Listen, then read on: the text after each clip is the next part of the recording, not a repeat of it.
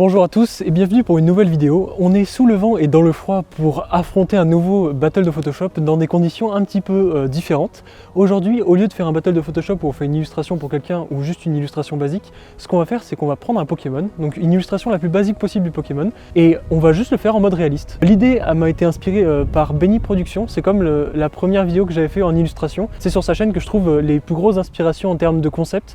C'est vraiment des trucs hyper intéressants à faire. Et lui, ce qu'il fait, c'est qu'il transforme des dessins d'enfants. Et nous, on s'est dit, bah, pourquoi pas rendre réaliste, justement, des Pokémon. Donc pour ça, ce qu'on a fait, c'est qu'on a tous les deux pris Photoshop. Et le but, c'était de faire elle, Wistikram, et moi, Tortipousse, mais en réaliste. Bon, comme d'habitude, je commence. Et moi, mon Pokémon, ce sera Wistikram, un Pokémon de type feu de la 4e génération, je crois. Je vais pas faire la connaisseuse parce que franchement des épisodes de Pokémon j'ai dû en regarder 2 dans ma vie. C'est honteux! Mais voilà, c'est parti. La première chose à faire quand on veut rendre un Pokémon réaliste, c'est analyser un petit peu les différentes textures qui se trouvent sur le Pokémon. Et c'est pour ça que la première chose que j'ai faite, c'est de détourer un petit peu toutes les parties. Donc ça se voit pas trop sur le timelapse parce que c'était un petit peu chiant à regarder. Donc je l'ai enlevé. Donc j'ai pu identifier que sur Wistikram, on a une inspiration de singe du coup. On a des parties de poils et des parties de peau. Et après, on a tout un visage à construire. Donc c'est parti, je vais faire des tests, appliquer plusieurs textures, rechercher mes éléments, puis on va voir ce que ça donne.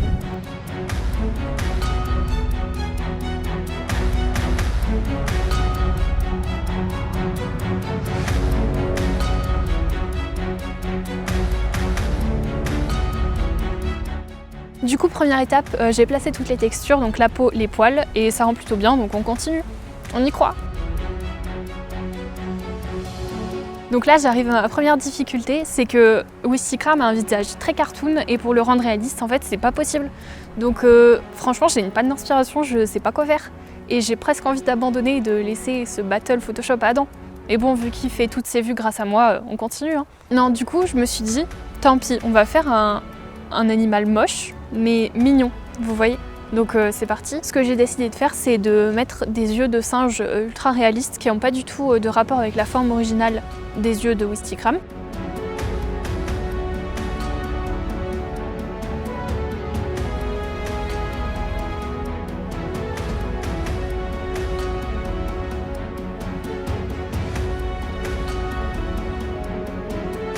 Et du coup aussi de lui mettre un bourrelet susorbital en poil incroyablement immense sur tout son front, parce que regardez avant, après, il est nécessaire. Donc voilà, tout ça pour lui ajouter de la personnalité, et croyez-moi, il en manque pas.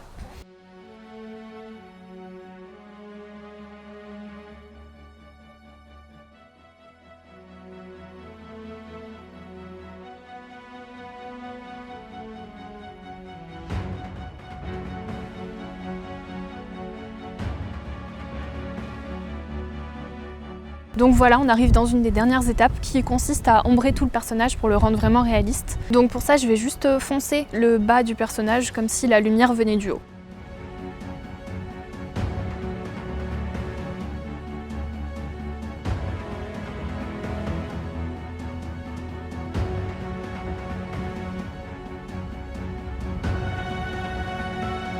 Et voilà, donc on arrive à la fin, je vais juste insérer le personnage dans un décor et puis on se retrouve pour l'illustration finale. Et oui, il est moche, mais il est mignon.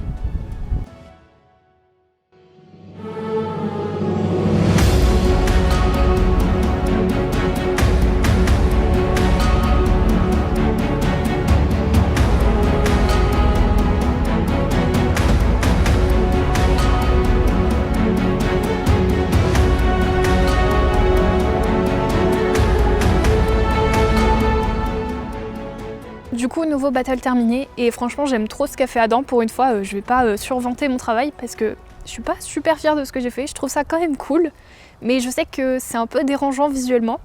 Après moi j'aime bien, mais voilà, c'est dérangeant, c'est... ouais. Voilà. Bon alors mon illustration du coup j'ai commencé par me dire ok comment je fais. Donc j'ai trouvé plein de textures, des textures de carapace, de tortue et de bois parce que je me suis dit le bois ça ressemblait un petit peu à des écailles de tortue. Et puis finalement je me suis dit ok on va faire ça et on va surtout commencer dans l'ordre. Commencer à faire la tête puis après faire le corps et comme ça avec un ordre clair et précis on pourra faire un truc réaliste et surtout sans prendre trop de temps.